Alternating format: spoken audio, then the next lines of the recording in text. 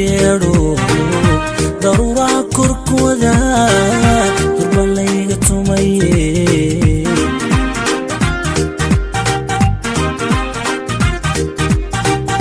dariiqan kalaabtana dabili jacaylka igu soo degaayo darisaanu noqone